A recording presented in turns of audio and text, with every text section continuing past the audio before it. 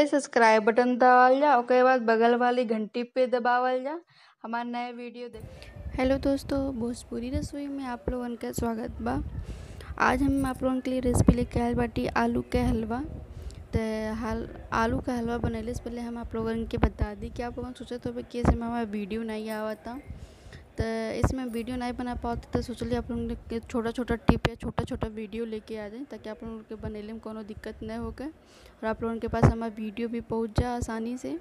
तो चलिए मन के आलू के हलवा बनावल शुरू कर जाए। तो सामग्री में मन के चाहिए आलू 4-5 मीडियम साइज के और चीनी, घी, दूध, किशमिश, काजू, इलायची 5-6 और बादाम।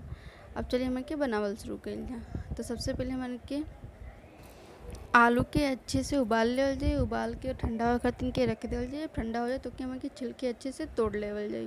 फिर कढ़ाई में मन के 2 चम्मच घी डालल जाए। घी जब गर्म हो जाए तब ओमे हमन के आलू डालल जाए। आलू आ घी एक साथ खूब अच्छे से हमन के 7-8 मिनट तक चलाते चलाते के खूब बढ़िया से भून लेवे बा।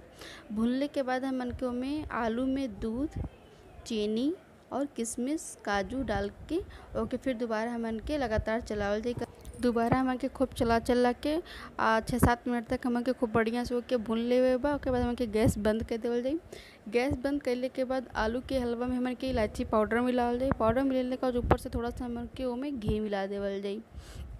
उसके बाद हमन के यहाँ आलू के हलवा बन के तैयार हो जाए और ऊपर से कटल बादाम, एकदम बारीक कटल बादाम से हमन के ओके सजा लेवल जाए। गर्मा गर्म हमन के आलू के हलवा एकदम तैयार हो गइल बा।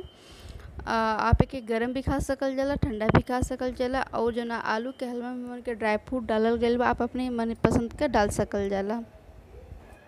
आप लोगों का अगर वीडियो अच्छा लगे तो लाइक कैल बिल्कुल भी ना भूल जाए। नीचे कमेंट बॉक्स में ज़रूर बताओ जाए बना के कि आलू का हलवा कैसन लगल। हम जल्दी अपने रेसिपी के साथ, तब तक के लिए नमस्कार।